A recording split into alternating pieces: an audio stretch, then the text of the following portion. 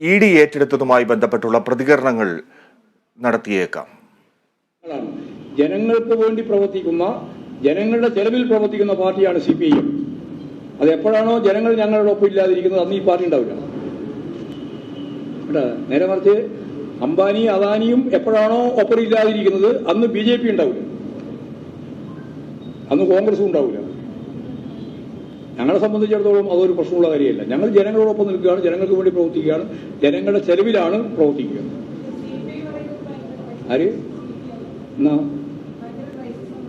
സാമ്പത്തിക റിസോഴ്സ്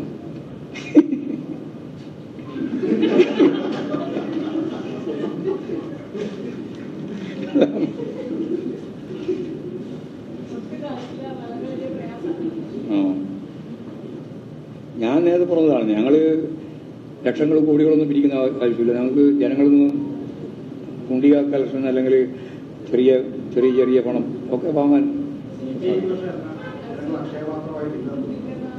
അതൊന്നും ഞാൻ പറഞ്ഞില്ല. ഞങ്ങളെ സംബന്ധിച്ച് ഇതാണ് നമ്മുടെ പോളിസി തന്നെ.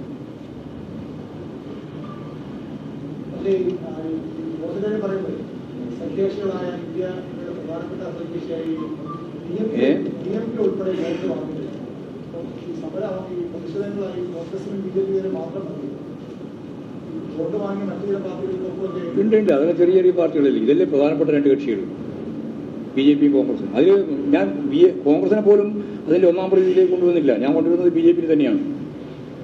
ഈ പറയുന്ന രീതിയിലുള്ള പണം പിരിച്ചത്, ഏത് ഗുണ്ട രീതിയിലുള്ള പണം പിരിവ് നടത്തിയിട്ടുള്ളത്, അതിൽ ഉപയോഗിച്ച ഗുണ്ടേനെയല്ല, ഉപയോഗിച്ചത് ആരെയാ? ഗുണ്ടേനല്ല അവർ ഉപയോഗിച്ചത്. ആരെയാ ഉപയോഗിച്ചത്? ഇഡിനെ. അപ്പൊ ആ ഇഡി ഏതാ? ആ പണി നടത്തിയത് ഇവരാണ്, ഇഡിയാണ്. ഇഡിയോ CBI പലതുമുണ്ട്, പല ഏജൻസികളും ഉണ്ട്. അതിനൊക്കെ ഉപയോഗിച്ചിട്ടാണ് ഈ പണം ഇങ്ങനെ സ്വരൂപിച്ചത്.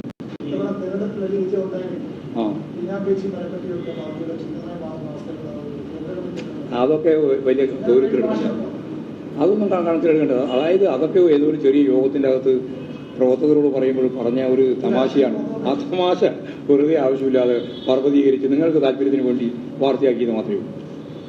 ഞങ്ങൾക്ക് ഇന്ത്യയിൽ ഇപ്പോഴും നാഷണൽ പാർട്ടി എന്ന രീതിയിൽ പ്രവർത്തിക്കാനുള്ള ഭൗതിക പശ്ചാത്തലമുണ്ട് നിലവിൽ.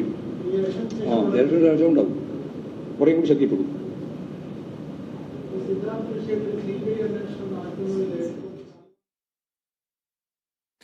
EDക്കെതിരെ CPM സംസ്ഥാന സെക്രട്ടറി BJPക്ക് വേണ്ടി കൂലിപ്പണിയെടുക്കുകയാണ് ED എന്നാണ് CPMന്റെ ആക്ഷേപം.